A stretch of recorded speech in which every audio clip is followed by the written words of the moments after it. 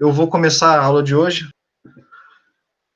Qual que é a importância desses sistemas que a gente está falando, que a gente começou a falar na aula passada, com os sistemas de sistema propulsivo e os sistemas auxiliares do sistema propulsivo? Qual a importância deles para o engenheiro naval, para o projetista de um iate? Dependendo do projeto que você está fazendo, do nível de detalhamento, pode ser que você tenha que fazer o projeto detalhado dos sistemas. Isso a gente já teve, varia muito, né, de um projeto para o outro, mas tem caso em que o nosso cliente quer que a gente especifique cada parte do projeto, cada peça que vai ser comprada, quem é o fornecedor dessa peça. Teve um projeto que a gente teve que era o primeiro barco que esse estaleiro estava fazendo, e eles não tinham know-how de construção de barco, eles faziam laminação, mas não de barco. E estavam fazendo o primeiro barco deles e a gente teve que detalhar cada uma das peças que ia no barco.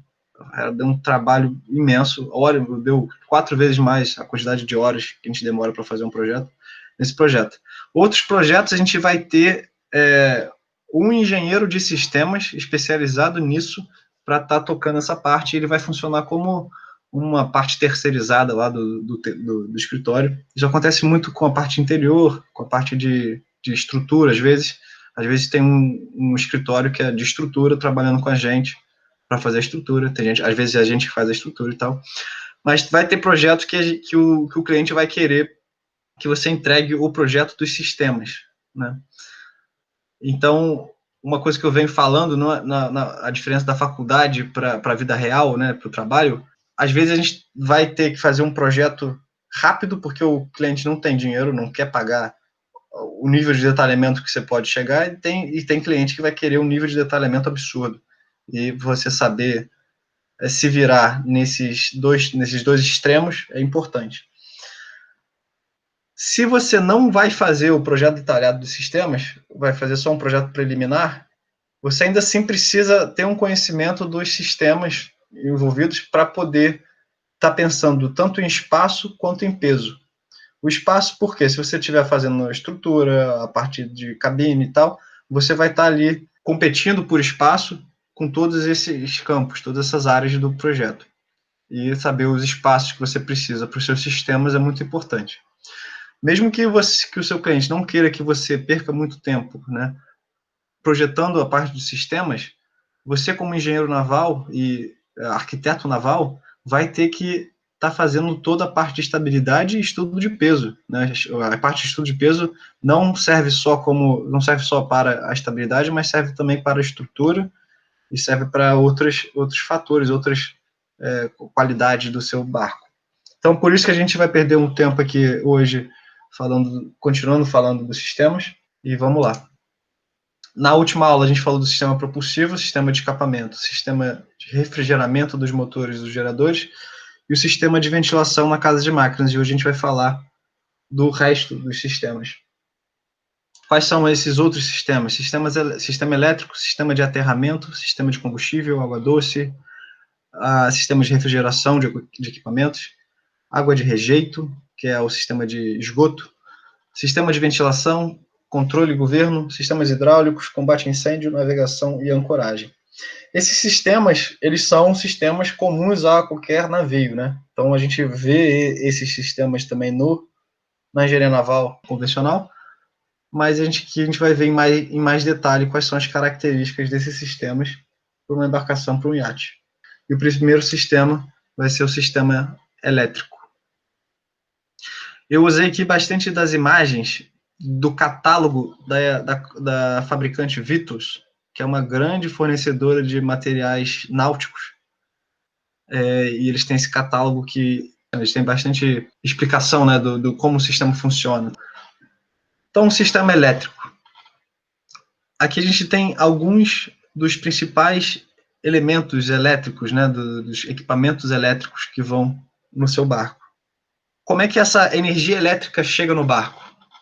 A energia elétrica chega no barco através do gerador, da tomada de cais ou do motor.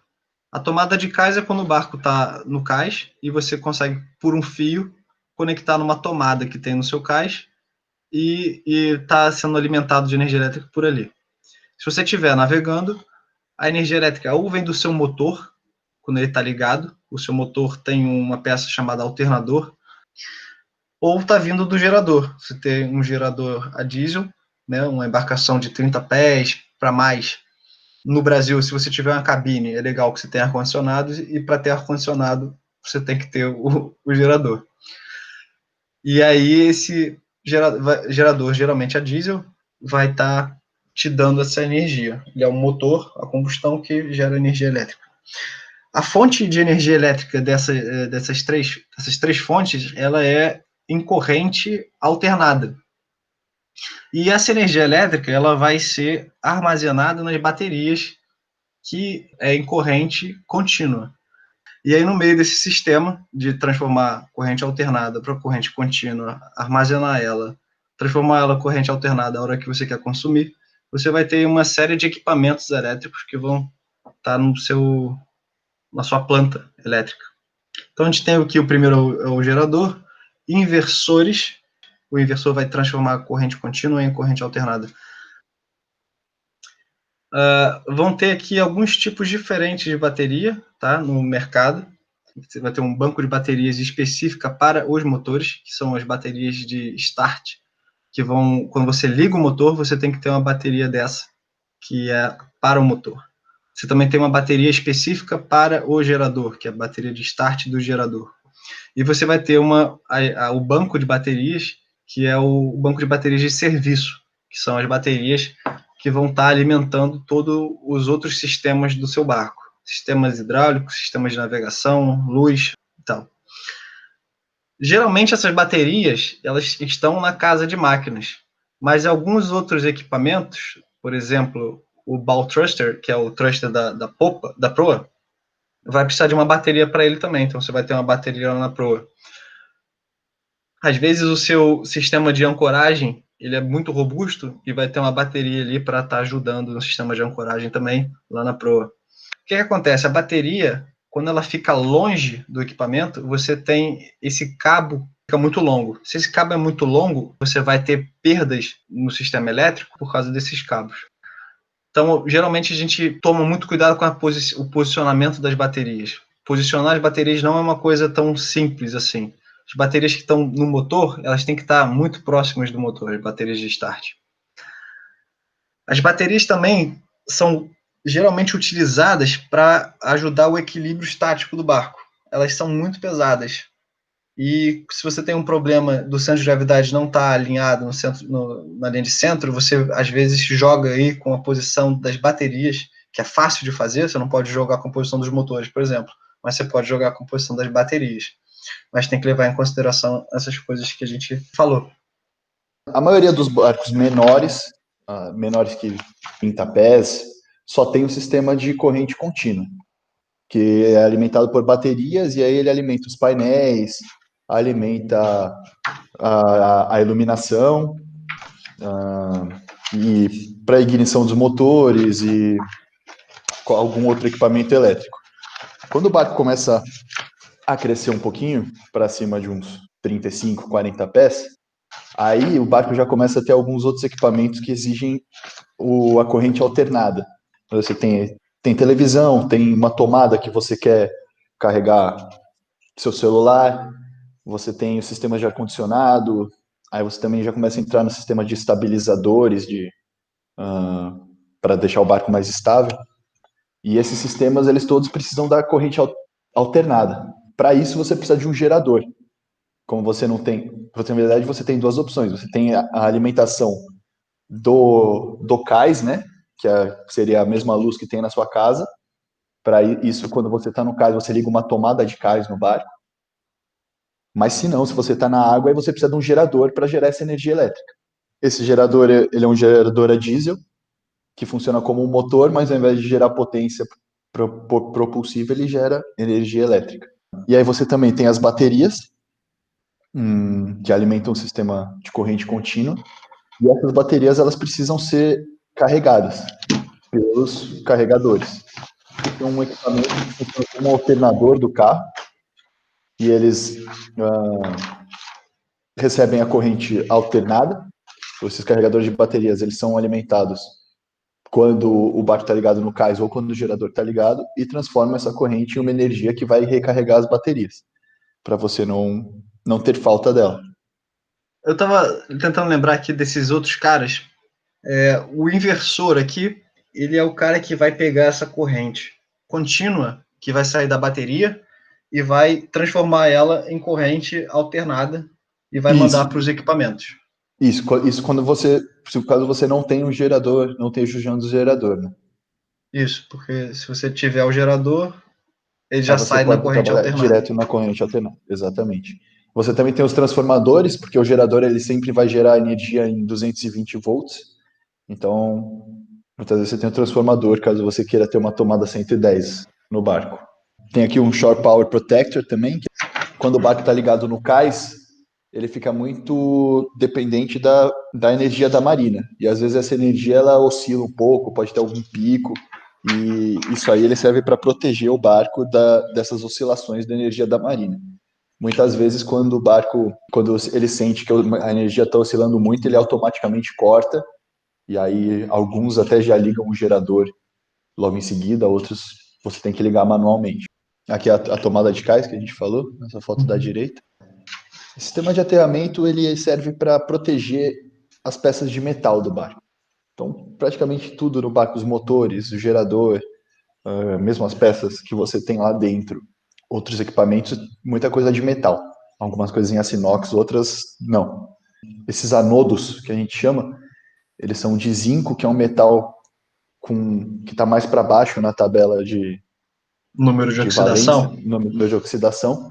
Então, preferencialmente, ele vai corroer. Então, todos os equipamentos metálicos, elétricos, são conectados em uma rede de aterramento, que é uma série de cabos que passam por todo o barco, toda a extensão do barco, e a terminação desses cabos é nesses anodos. Então, a água do mar vai corroer preferencialmente os anodos do que os seus outros equipamentos metálicos. E esses anodos eles precisam ser trocados constantemente porque se eles ficam muito gastos, aí começa a atacar o próximo metal. Então, a cada 6 meses é recomendado mais ou menos trocar esses anodos. Sistema de combustível, eu acho que é o sistema que já estava bem conectado lá com o sistema propulsivo que a gente falou na última aula. E a gente vai começar então a falar dos tanques. Qualquer projeto, por mais que o seu cliente não queira que você faça o detalhamento dos sistemas, pelo menos a posição dos tanques de água, esgoto e combustível você vai ter que fazer. Vamos começar então com o sistema de combustível. Esse tem um esqueminha aqui que eu peguei lá do catálogo da Vitas. Você tem aqui a entrada de combustível, né, como se fosse um carro na lateral. Esse combustível desce e passa aqui para o tanque. Você tem um sistema aqui de respiração desse tanque, não é isso, Herbert? Com Isso. esse filtro de ar aqui. Exatamente. Porque quando você vai estar enchendo o tanque, o ar que está lá dentro tem que ir para algum lugar, né? Uhum. E passa Senão aqui vai num ficar filtro pressurizado. de cheiro que Isso. está mais elevado aqui para evitar água entrando, porque esse cara está aberto, não é isso? Isso. O respiro ele fica aberto para o ar. Então, se você tem Isso. algum respingo de água para evitar que essa água desça para o tanque, ele tem um sifãozinho. Sim. É um loopingzinho para cima. Você vai ter aqui o sistema de sondagem do tanque, que vai estar aqui acoplado nele. E daqui para lá você tem a linha que vai estar levando esse combustível para o motor. Essa linha passa aqui por um sistema de bomba e filtro antes de ir para o motor. E é isso. Em termos de espaço, o principal item vai ser o tanque. Os outros itens não são tão grandes. Em termos de peso, o tanque vai ser ainda o mais importante. Uma coisa que eu gosto sempre de estar levando em conta no estudo de peso é o fluido dentro da tubulação. Né? Essa tubulação está sempre com fluido. Então, no estudo de peso é sempre legal botar uma margenzinha para qualquer fluido que esteja dentro do tubo. Uhum. Falta aí essa tubulação embaixo da de alimentação, embaixo dos filtros, e a tubulação de retorno. O combustível vai para o motor, para o gerador, uma parte não é utilizada e volta para o tanque. Legal. Então você tem essa circulação de combustível. Sistema de água doce. As preocupações que a gente tem com o sistema de água doce são parecidas com o sistema de combustível. O principal item sendo o tanque de água doce. E aqui, geralmente, a gente vai ter um tanque de água quente também, o boiler. Uhum. E toda essa rede de duto que vai estar levando essa água doce para o barco inteiro. Isso. Esse sistema de água doce ele serve para abastecer as torneiras, os chuveiros, às vezes vaso sanitário. Tem barco que o vaso é água salgada, tem barco que é água doce. E, por exemplo, nesse barco aqui você tem uma banheira até, inclusive. Então, você tem toda essa opção. Esse tanque ele geralmente é abastecido no cais. Então você pega a água do cais, água de fora de uma mangueira e abastece o tanque pelo bocal de abastecimento. Alguns barcos têm os sistemas de desalinização, que eles conseguem transformar a água do mar em água doce, mas isso aí já são barcos maiores. Isso é um sistema bem caro também. Isso. E esse aquecedor de água, ele é legal, ele está perto da casa de máquinas, porque você às vezes consegue utilizar o próprio calor da combustão dos motores para ajudar no aquecimento da água. Você tem essa opção também. Esses dutos que vêm aqui da entrada até o tanque, eles são geralmente de um tipo, né? Tem um diâmetro maior. Quando ele sai do tanque e passa pela bomba, esse sistema passa a ser pressurizado, né? E aí a tubulação passa a ser uma tubulação metálica e com um diâmetro bem menor. Depois que ele passa por essa bomba, a gente geralmente tem aqui um tanquezinho que acumula água pressurizada. Quando você abre a torneira, essa água pressurizada ela é consumida. Então, se você estivesse dependendo da tua bomba estar ligada o tempo inteiro, você ia ter variações na pressão, né, variações no fluxo de água que vem da sua torneira, que seria sensível. Então, o que você faz é isso, você mantém essa água pressurizada num tanque e você tem um sensor da pressão que ativa e desativa essa bomba. E isso garante que você vai ter ali um fluxo de água na sua torneira por um longo período de tempo, com um fluxo bom, antes de você ficar sem pressão e ter que ligar a bomba e Isso. esperar a bomba fazer efeito de novo.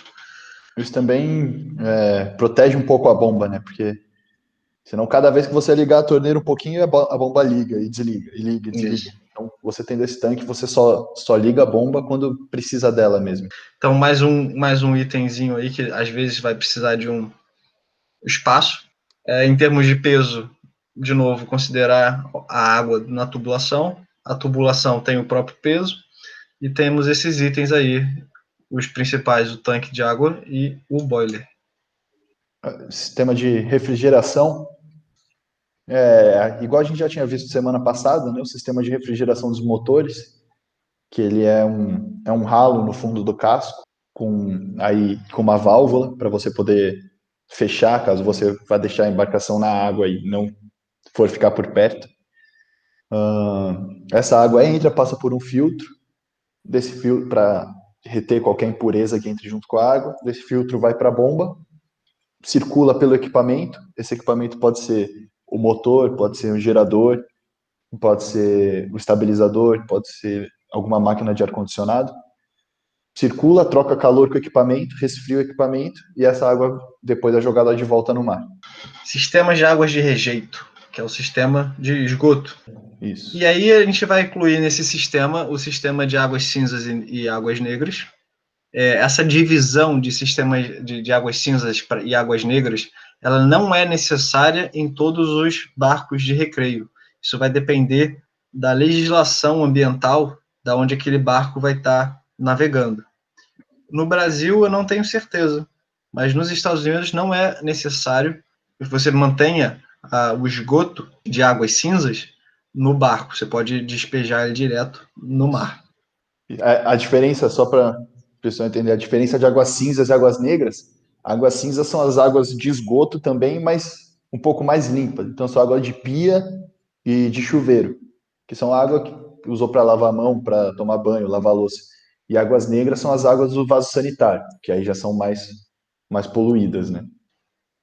A gente vai ter o sistema de bombas de porão e o sistema de drenagem, ou sistema de ralos.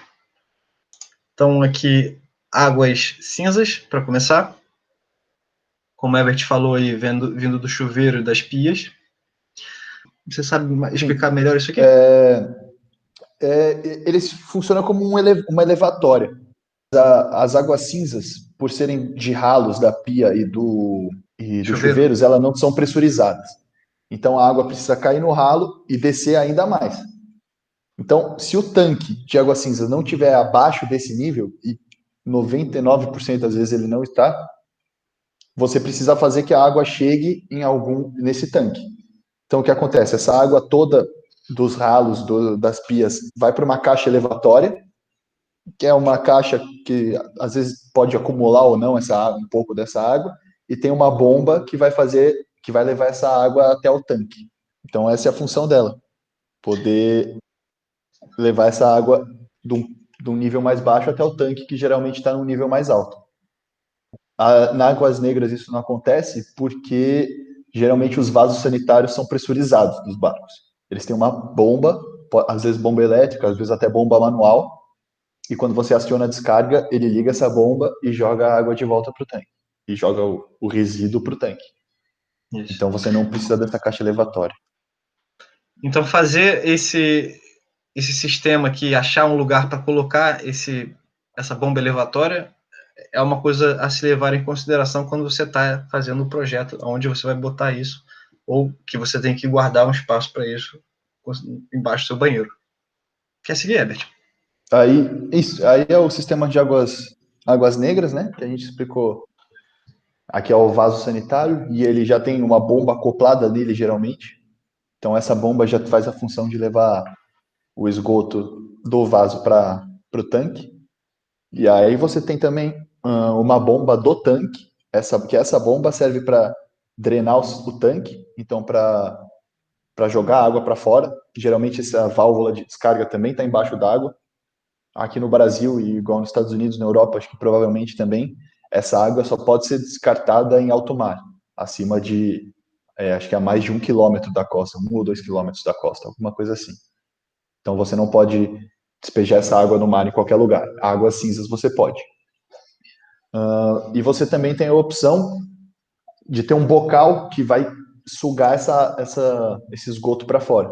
Algumas marinas, acho que no Brasil, pouquíssimas marinas têm, mas lá fora, na Europa, nos Estados Unidos, isso é bem comum. Eles têm uma mangueira, Rede de parecido esgoto. com uma bomba, uma rede de esgoto, que você acopla uma mangueira nesse bocal e ela suga todo o esgoto de dentro do tanque para fora. Nesse esquema, o vaso sanitário ele é alimentado por água salgada. Vocês veem que tem aqui do lado esquerdo da foto, tem uma válvula de entrada de água. Então essa válvula leva o... Não, desculpa, essa é a de saída. A de entrada está do lado direito, Isso. uma mangueira de 3/4. Então a água entra por ela, vai para o vaso, da descarga vai para o tanque, e do tanque vai para fora ou vai para o bocal que fica no convés, geralmente, por onde vai pela marina. Aqui é mais um esquemáticozinho. Isso aí é um sistema misto, né? Parece que Isso. não são separadas. Você pode fazer as duas águas juntas, o problema é que você vai encher o tanque mais rápido, porque vai ter vaso sanitário, pia, chuveiro, tudo descarregando no mesmo lugar, e você não vai poder drenar esse tanque em qualquer lugar, porque ele vai ter um pouco de água sanitária, de Isso. água do vaso sanitário.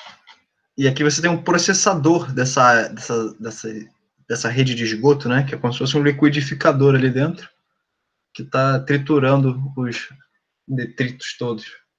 Ou esse sistema já está no vaso, né? Que já tem aqui o macerator e a bomba, que o Herbert falou, Sim. também já está aqui. Hoje em dia tem até umas caixinhas de limpeza dessa água. Não é limpeza, mas é uma caixa que essa água sai do vaso, passa por essa caixa, lá dentro ele injeta um produto químico que limpa um pouco esse esgoto. Já vai dar uma tratada nesse esgoto antes de descarregar ele. Essas aí são as bombas de porão. Esse é um dos principais sistemas do barco. Esse qualquer barco tem, de menor que seja 15, 20 pés, já começa a precisar de uma bomba de porão. Essa bomba ela é responsável por tirar a água que venha, por algum motivo, entrar para dentro do casco.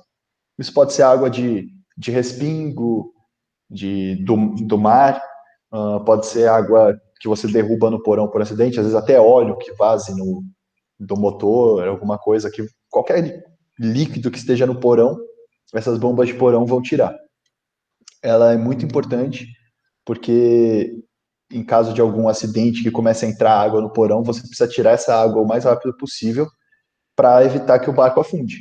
Então, água no porão nunca é bom. Então, você deixa a bomba lá sempre em alerta. Ela tem um automático ela é como se Uma fosse boia. uma boia que quando não tem água, ela tá para baixo e aí começa a encher de água o porão, essa boia levanta até que ela atinge uma altura que aciona o automático e aciona a bomba automaticamente. Para você não ter que ficar ligando a bomba manual no seu painel toda hora. A bomba de porão também é bem legal que ela esteja ligada direto no sistema de bateria da embarcação. Não passe por nenhuma chave antes, porque mesmo que o barco esteja completo, todo desligado, as baterias desligadas, tudo desligado, essa bomba de porão tá ligada, feita uma ligação direta na bateria, que se você desligar o barco inteiro, ela vai continuar funcionando. Então, se o barco encher de água durante a noite, por exemplo, você não estiver no barco, ela vai tirar essa água para fora, para dar uma segurança a mais. Você tem sistema manual também, né? Alguns barcos você tem bomba de porão. Na verdade, que todos os barcos é obrigatório ter uma bomba de porão manual. Alguns não faz nem sentido muito. Um barco de 20 metros você precisa ter uma bomba de porão manual. Mas nos barcos menores faz sentido e alguns barcos, acho que eu não sei, não lembro o tamanho agora, mas se você está na Normand, você só precisa ter uma bomba manual. Se tiver algum problema, você vai bombeando mesmo e jogando água para fora. E isso aí é um exemplo do que acontece quando as bombas de porão falham. Então, é mais comum do que vocês imaginam isso acontecer. Então, provavelmente o cara deixou a bomba de porão desligada, ou ela falhou no meio da noite, começou a entrar água por algum ralo, algum furo no casco, a água não saiu e o barco afundou. Esse aqui é um exemplo do sistema de drenagem que alguns barcos têm. No cockpit, a gente tem vários ralos que vão estar drenando para fora essa água que vem das ondas, ou a água que vem da chuva, ou qualquer água que venha parar no seu convés. Esses ralos, eles passam por essas mangueiras e vão sair na lateral do casco. Você vai ter essas saídas, eu não sei o nome em português, mas a quantidade de ralos que você tem é tão grande que tem estaleiros que fazem esse sistema aqui, que é um manifold, que junta a tubulação de vários ralos diferentes numa caixinha aqui, e dessa caixinha sai uma saída só para essa água de drenagem, né? A água dos ralos. Então, para fechar esse sistema de esgoto, sistema de Isso é água interessante porque se você for colocar todas essas mangueiras direto para fora, você vai ficar com muito flange na lateral muito do casco buraco. e acaba ficando feio, né? É mais Isso. por estética isso do que por alguma funcionalidade mesmo. É. Na verdade, quanto menos buraco você quer no seu casco, melhor, né? Exatamente, também isso.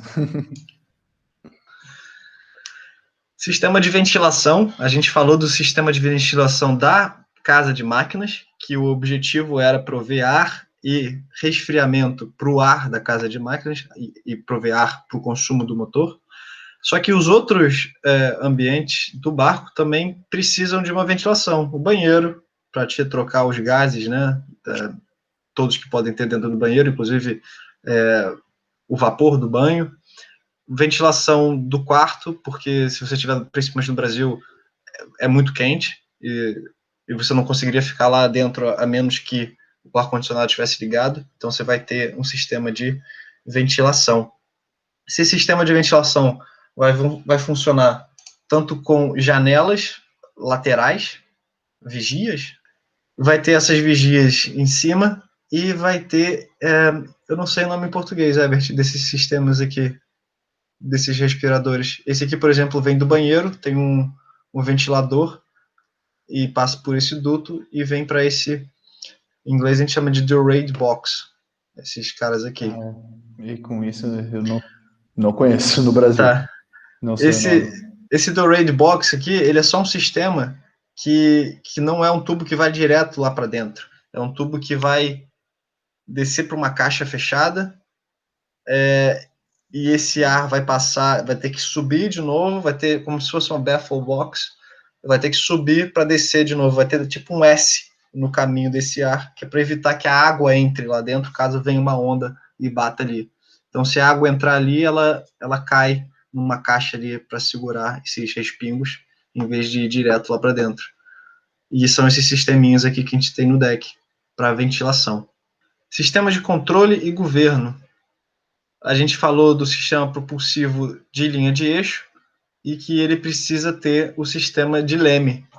O sistema de leme é isso aqui, é o leme que está aqui atrás do propulsor. Esse leme tem uma madre do leme, não é isso? Isso. Que é esse eixo aqui na foto, essa aqui já à vista de dentro. Essa madre do leme vai ter um braço, e esse braço vai estar ligado num sifão, num pistão de hidráulico, que vai estar controlando o sistema de direção. Exatamente. Geralmente, quando você tem dois lemes, você só precisa de um pistão. Então, você tem um pistão em um leme e no braço você tem uma conexão entre os dois lemes, você tem essa conexão no braço. Dessa forma, você só precisa de um pistão. E esse pistão ele é acionado por uma bomba hidráulica. Geralmente é uma bomba que fica acoplada ao reversor do motor. E então o sistema meio que sai da direção hidráulica. Então, na direção você tem uma caixa. Conforme você gira para um lado ou para o outro, ela pressuriza uma mangueira ou outra, passa pela bomba e da bomba vai para esse pistão, que vai fazer com que o leme vá para um lado ou para o outro. Isso. Então, no sistema de linha de eixo, a gente tem que considerar esse espaço na popa que vai estar sendo destinado para o sistema de governo. O sistema de governo que, como o Herbert falou, é alimentado por um sistema hidráulico, sistema que a gente vai falar aí mais para frente. Ainda no sistema de governo e de controle, a gente tem esses propulsores auxiliares, que podem ter, você pode ter um na popa e um na proa. Esse aqui é um na proa, ele fica atravessando o casco dessa forma, né, dentro do casco. E o da popa, geralmente é um apêndice que fica para fora do casco, no espelho de popa, e é o stern thruster. Isso aí. Que são alimentados por baterias. Então, geralmente, a gente precisa ter uma bateria perto ali dele. Sim. Esse sistema serve para ajudar na manobra do barco. Então, quando você quer entrar no cais, ou sair, ou mesmo fazer com que o barco gire em torno do próprio eixo, você usa esses propulsores para. Eles estão transversais à linha de centro do barco. Então, eles conseguem empurrar o barco, fazer com que o barco até ande na transversal. Você tem sistemas inteligentes que você consegue, aquele sistema que você controla o barco com o joystick. Você ou tem aquele sistema de IPS da Volvo que a gente mostrou na última aula, que são dois pods que giram embaixo, ou então você trabalha com os propulsores, os pés de galinha, o hélice e esse bow stand thrust, que vão direcionar para onde vai o barco. No Brasil, eles são comuns em barcos para 50 pés, 60 pés, mas aqui na Europa eles são usados em barcos bem menores. Com 35 pés você já vê barco com bow thrust, o pessoal é preguiçoso. A gente falou na aula de planeio sobre esses caras aqui, os string tabs, né, os flaps, que vão te ajudar também, vão fazer parte do sistema de controle, de uma forma, no controle do barco em equilíbrio dinâmico. E também são alimentados por um pistão hidráulico aqui, então a gente pode dizer que eles vão fazer parte também do sistema hidráulico.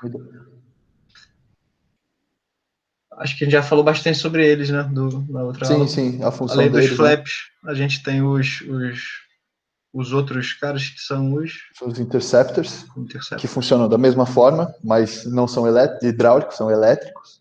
Uhum. E ao invés de ser uma placa que entra que dobra para dentro d'água, ele é uma chapa que sai para trás do espelho de popa e forma tipo uma cunha. Sistemas hidráulicos. Esse aqui é um exemplozinho de uma bomba hidráulica.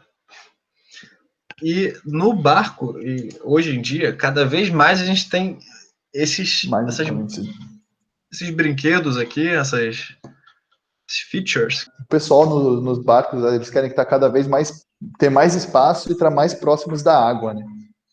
Então você vê essa plataforma, ela se transforma como se fosse numa prainha, uma mini praia.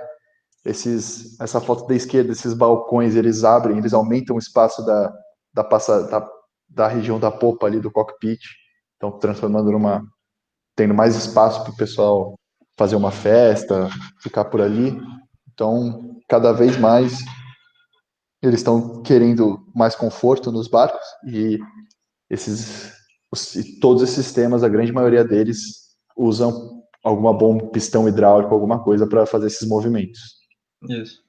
E eles são sempre muito pesados e cada vez mais os barcos têm mais e mais sistemas desse tipo e os barcos têm ficado cada vez mais pesados. E era uma coisa que a gente estava discutindo na aula de planeio, que era o aumento do peso e a posição do peso. Esses sistemas geralmente estão na polpa do barco, então o centro de gravidade tem vindo para trás e é uma coisa que a gente tem, como arquiteto naval, que está compensando de alguma forma no projeto do seu casco. Esse sistema aqui da plataforma de polpa, ele é sempre muito pesado. Geralmente ele é utilizado para estar entrando aqui com o seu jet ski ou com o seu tender, que você vai ter ele guardado aqui no espelho de polpa. Você tem um sistema aqui para amarrar ele na polpa e o seu jet ski não cair. E para lançar o jet ski na água, você usa esse sistema aqui, que vai jogar ele lá para baixo. E aí, esse aqui é bem pesado, é o sistema da Opac Mari, que é o Transformer. Então tem umas coisas bem brutas para se botar. Esse aqui é o Gangway, que é uma plataformazinha também que fica escondida dentro da casa de máquinas. Quando você ativa ela, ela sai e você consegue acessar o cais ou algum outro lugar de dentro do seu barco. Sistema de combate a incêndio. São sistemas de extintor de incêndio, basicamente. Isso. E você tem extintor para diferentes materiais. Então você tem uma lista em que cada região do barco, isso pela norma da ABYC, geralmente, cada região do barco você precisa ter um extintor capaz de apagar um tipo de incêndio. Cada região do barco você tem uma determinada especificação de tipo de extintor que você precisa. E quantidade de extintores também. Esse aqui é um exemplo de um extintor fixo, né? Você tem essa entrada aqui dele, que vai direto na tubulação que você tem na casa de máquinas. Ele é um sistema fixo de extinção de incêndio. Então você vai ter o sensor de incêndio, e quando ele é ativado, você vai ter conteúdo dele sendo lançado na casa de máquinas inteira. Você vai ter os outros extintores, que são manuais, para outras partes do barco, mas na casa de máquinas, dependendo do tamanho do barco, ele é fixo e automático. Em adição a ele, você vai ter o sistema de isolamento de incêndio, que muitas vezes ele é híbrido para incêndio e som. Então, as paredes das anteparas, teto da casa de máquinas, elas vão ser revestidas com esse sistema aqui de diferentes camadas de materiais próprios para resistir a fogo e bloquear o som. Esse cara, ele é bem grosso, 40 milímetros, 4 centímetros. 4 centímetros, chega até a 7 centímetros. 7 centímetros, 5, 7 dependendo do barco. Dependendo do material, tem material que é mais caro, que vai ser mais fino, tem material menos eficiente, vai ser mais grosso. E é uma das coisas que a gente tem que estar sempre levando em conta na hora de estar fazendo o arranjo geral, por exemplo, na espessura das anteparas, se elas vão ter ou não um revestimento de contra incêndio e contra barulho, que é legal também. E pesado também. Se você for pegar o peso desse cara, da casa de máquinas inteira, o tamanho dependendo da casa de máquinas, ele é pesado. O extintor de incêndio também fica numa posição central na casa de máquinas e ocupa um espaço e peso. Sistemas de navegação, aqui é a parte... Por fim, essa é a parte que fica no... Esse é o painel do barco, né? Então, é a bússola. Na verdade, hoje em dia, ainda sempre vai ser obrigatório a bússola, aquela física. Original, né? Física, porque se você tiver alguma pane no barco, você ainda consegue se direcionar, mas ela está cada vez menos sendo utilizada, porque hoje em dia você tem os mapas nos painéis, nas telas. GPS. O mapa te dá a sua posição exata, te dá a própria angulação que você está navegando. Então, facilitou muito. Você não precisa mais de carta náutica, apesar de você também precisar obrigatoriamente ter a carta náutica ali do lado, em algum lugar. Tem o sistema de GPS, que dá sua localização em tempo real. Tem o sonar, que você consegue ver é uma sonda que escaneia o fundo, então você tem a profundidade, você vê se está passando perto de alguma pedra, alguma coisa, por segurança. Tem o rádio VHF, que é o rádio para comunicação externa. E esses painéis, você hoje em dia consegue ter todo tipo de informação sobre o barco em tempo real. Então, nível dos tanques, velocidade, rotação do motor, consumo instantâneo de combustível. Então, cada vez mais esses painéis te dão tudo o que você precisa saber do barco, tudo que está acontecendo naquele momento. Então, dizer que está cada vez mais fácil controlar um barco hoje em dia. Isso. O que eu acho legal falar desses sistemas é que eles são pesados também e ocupam um espaço, né? Esse console aí, o painel do barco, ele ocupa um espaço e peso. Muitas vezes esses sistemas são replicados no cockpit, aí no deck, no convés, e também você vai ter o mesmo sistema replicado no flybridge. Então você pode, os mesmos equipamentos, você vai ter eles em duas posições diferentes do barco. Legal de prestar atenção também que você ter um GPS, por exemplo, isso implica que você tem o GPS no painel e você vai ter o GPS lá em cima do barco também, que é a antena do GPS. Você vai ter o radar lá aparecendo no seu comando, mas você vai ter o equipamento do radar lá em cima no seu arco do radar, que a gente... Radar Arch. Se você tem televisão via satélite, você tem a antena da TV lá em cima. Então, muitas vezes, o peso que você está vendo lá no seu painel, ele tem também um outro peso em outro lugar, que é parte do equipamento. Exatamente. E, às vezes, é muito mais pesado que o equipamento que você tem no painel. Então, sobre peso, é importante, ainda mais que esses pesos estão muito altos. Bem altos. Legal de levar em consideração. Para a estabilidade é bem importante isso. Sistema de ar-condicionado. Eu estava dando uma relembrada aqui nos princípios do sistema de ar-condicionado. Sempre esqueço um pouco. Mas a gente vai ter 3 sistemas de ar-condicionado no mundo, né, em geral. O primeiro sistema de ar-condicionado é aquele sistema de ar-condicionado de parede, onde a gente vai ter o condensador e o compressor. Deixa eu só achar aqui a minha folha. Anotei. Isso aí, o compressor e o evaporador. Os dois estão juntos na mesma máquina. Na mesma máquina. O problema dele é o barulho, né? Se você tem uma cabine, você vai colocar esse sistema aqui dentro da sua cabine, você vai ter a entrada de água do mar para poder fazer o resfriamento. Então, você vai ter uma entrada e uma saída no seu casco para esse único unidade de ar-condicionado. Ele é barulhento e ele vai ocupar um espaço da sua cabine grande. Mas se você tem um barco pequeno, você pode usar ele ainda, de repente vai valer a pena. O próximo sistema é o sistema split, que é o mesmo sistema que a gente tem no ar-condicionado de casa, onde você vai ter o compressor na casa de máquinas e o evaporador na cabine, dentro do seu quarto. O compressor é a parte que vai ter mais barulho. Então é legal que esteja fora da onde você está dormindo, por exemplo, por isso que o split não faz barulho. Entre a unidade do compressor e do evaporador, você vai ter a linha do gás. Do gás Pode ser água, hoje pode até ser água, pode ser aquele gás refrigerante. refrigerante, Do isso. gás refrigerante.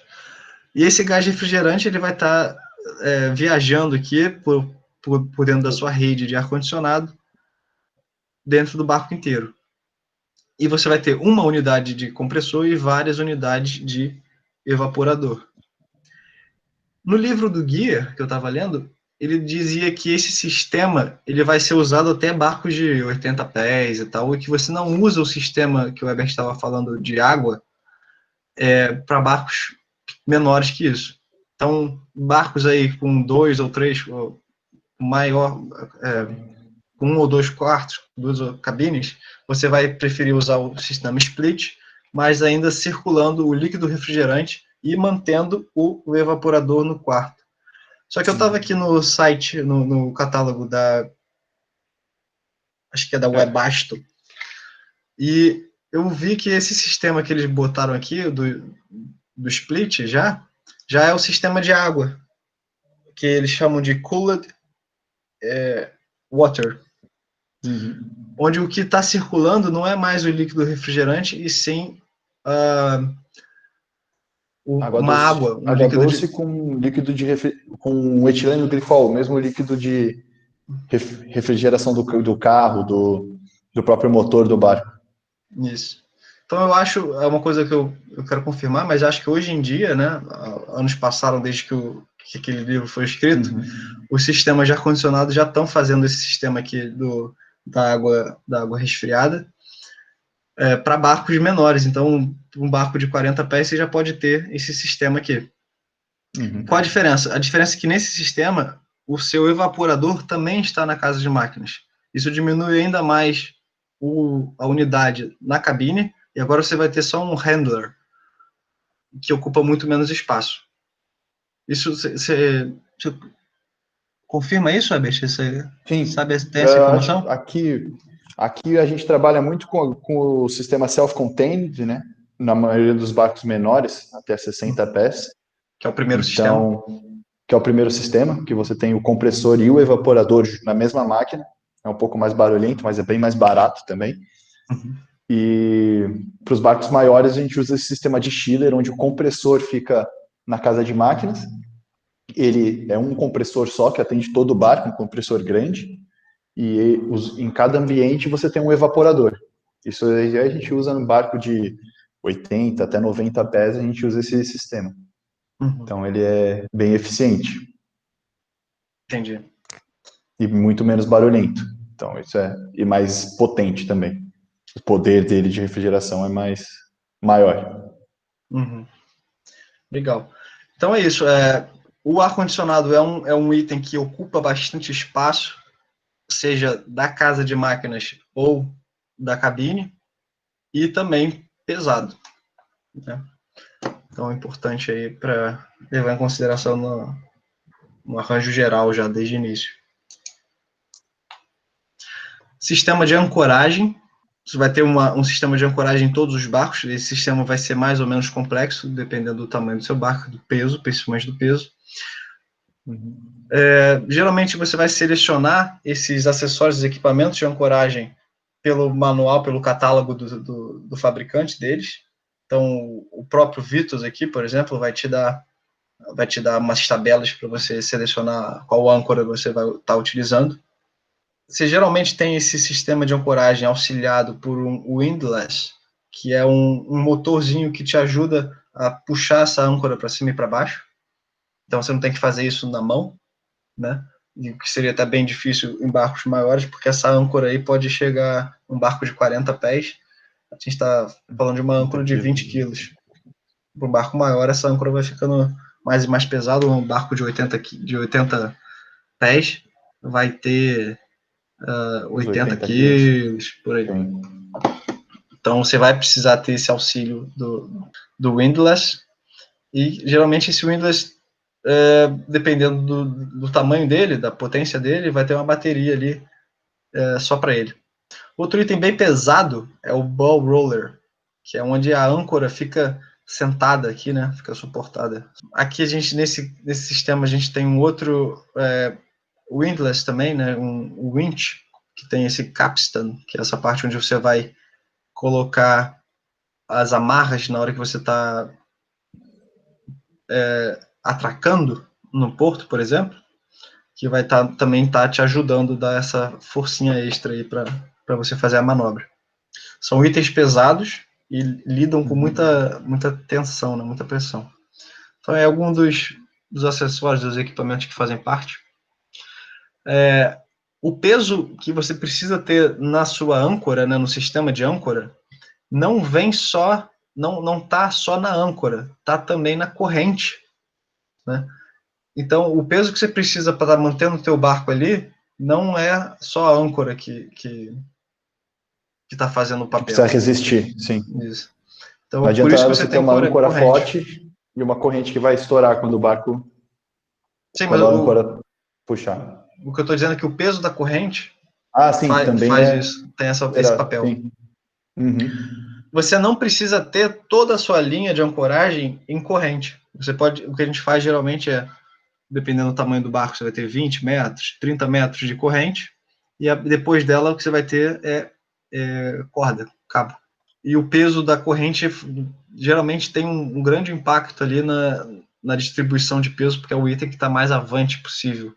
Que tem o windlass, para o sistema de mooring, quando você está atracando, você tem aqui as defensas, são as fenders. Para proteger o barco, para um barco não bater no outro, não bater no cais. Uma coisa interessante das defensas é que elas não são pesadas, mas elas ocupam muito espaço. E você tem que ter espaços reservados para guardar elas, quando você não está usando. Então, você vai ter que ter espaço de storage reservado para as defensas. As âncoras vão ter vários tipos de âncoras diferentes e peso relacionado com o peso do teu barco. Aqui vão ter os cleats, que é onde você vai estar amarrando o seu barco no cais. São os cunhos. Punhos. Em português. Isso. E aqui um exemplo de um winch, que não sei em português. O winch vai te ajudar a fazer a manobra também. Você vai passar essa corda aqui em volta dele. Na hora que o barco se aproxima do cais, você puxa. E a hora que o barco está tentando se afastar, ele vai te ajudar a resistir. Então você vai se aproximando cada vez mais do cais. Esses eram os sistemas. Eu tirei bastante imagem desse catálogo aqui da Vitas, que é um grande fornecedor, um grande fabricante aí desses equipamentos. Tem bastante peso dos equipamentos nele. Outro fabricante eu falei do Webasto, do ar-condicionado. Plastimo é um outro. Eu não sei no Brasil quem que fornece isso, mas esses catálogos são os livros. São os livros que têm bastante informação legal sobre o tamanho das peças, sobre o peso das peças, sobre desses esquemas dos sistemas. Então, o pessoal que estiver querendo relembrar como é que funciona, o que tem que ter, vale a pena baixar e ter na mão. E o livro. Uhum. E o livro que a gente vem falando desde o início da primeira aula, que é uma bíblia aí da parte de sistemas. Eu acho que uma coisa que a gente não falou da parte elétrica é que um dos principais itens que é muito difícil de estimar o peso é fiação. A gente tem que botar sempre um valor lá e esse valor sempre é muito maior do que a gente imagina, mas quando a gente entra no barco e vê um barco sendo construído, a quantidade de fio que tem ali é incrível, né? E a gente considera ali bastante peso, tem bastante peso de fio, muito fio. Principalmente fios da bateria, que são muito grossos. Eles vão entrando aos poucos, você não vai percebendo, quando você vê, a quantidade de fio é muita coisa. Tem um outro sistema que a gente não falou hoje, mas a gente já tinha falado antes, era o do Seakeeper, que é aquele giroscópio, né? Também muito pesado e ocupa muito espaço da casa de máquinas, então é uma coisa que a gente tem que estar considerando desde o arranjo geral do barco, do primeiro arranjo geral. Os próprios geradores. Os geradores são muito grandes, muito pesados. Grandes e pesados. São os principais. Isso. Então era isso, gente.